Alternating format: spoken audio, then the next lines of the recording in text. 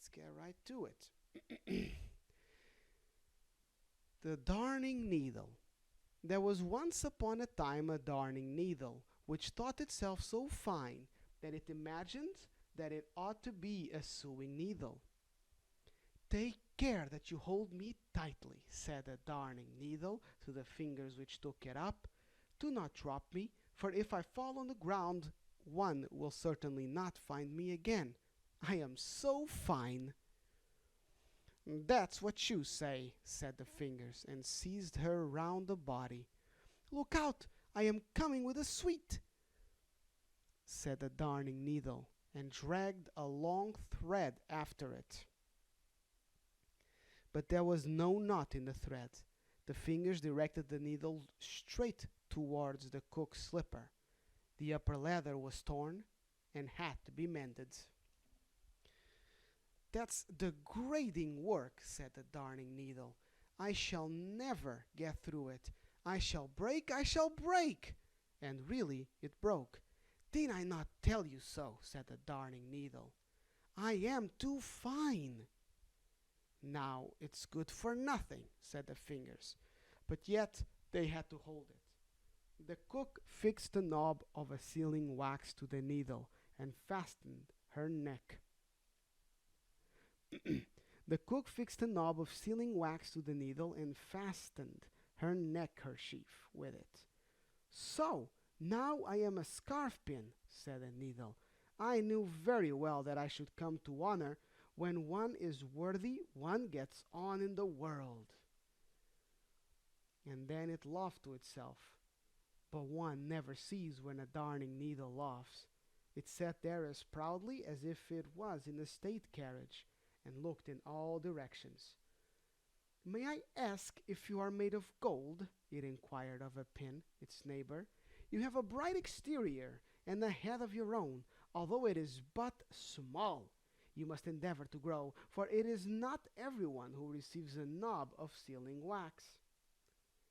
Thus saying, the darning needle raised itself so proudly that it fell out of the neckerchief straight into the sink, which the cook was rinsing down.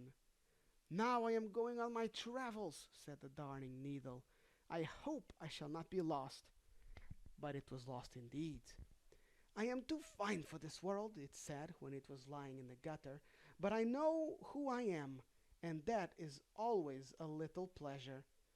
And the darning needle kept its proud bearing and did not lose its cheerful temper. All sorts of things passed over it, chips, straws, and bits of old newspaper.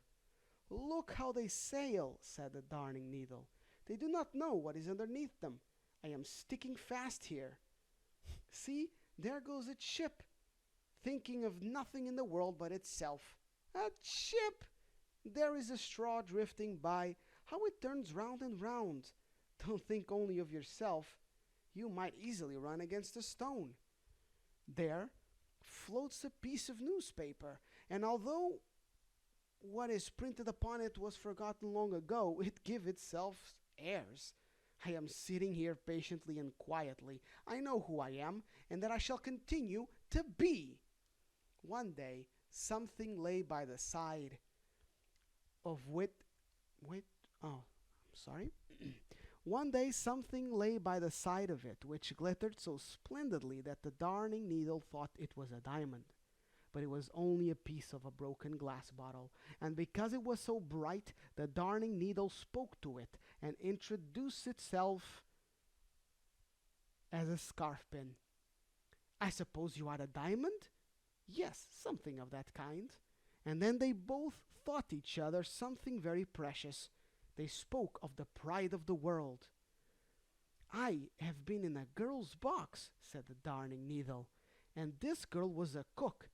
She had 5 fingers on each hand, but I have never seen anything so conceited as these fingers, and yet they were only there to take me out of the box and put me back again. Were they very distinguished? Asked the piece of glass. Distinguished, said the darning needle. No, but haughty. They were 5 brothers. All the fingers were brothers.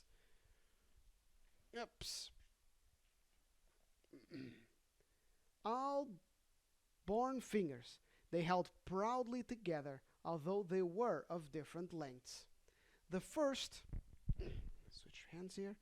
The first, the thumb, was short and thick.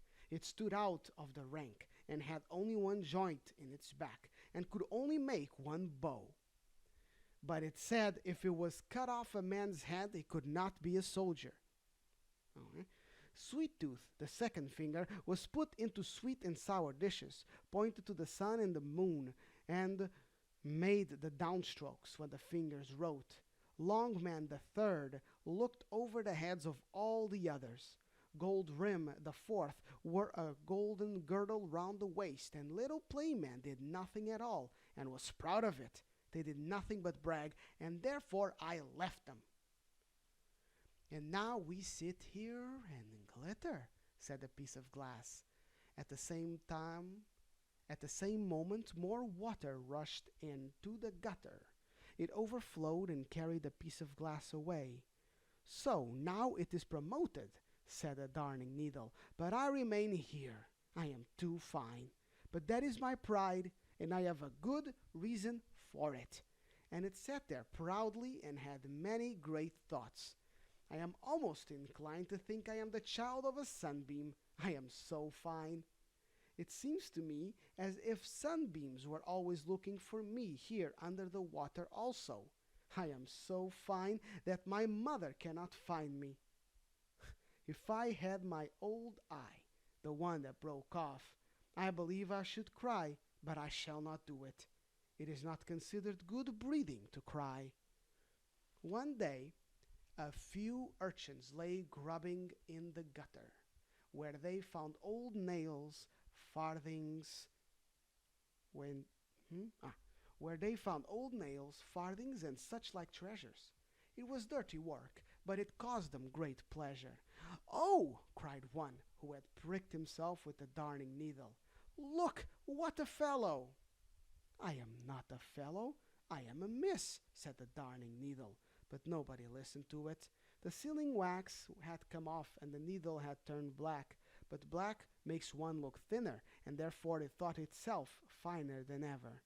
"Here comes an eggshell drifting along," said the boys, and they stuck the Darning Needle firmly into it.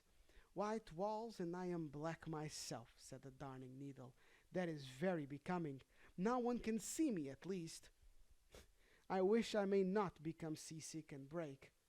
But it did not become seasick, nor did it break. It is a good thing against seasickness if one has a steel stomach, and does not forget that one is something better than a man. Now my seasickness is past.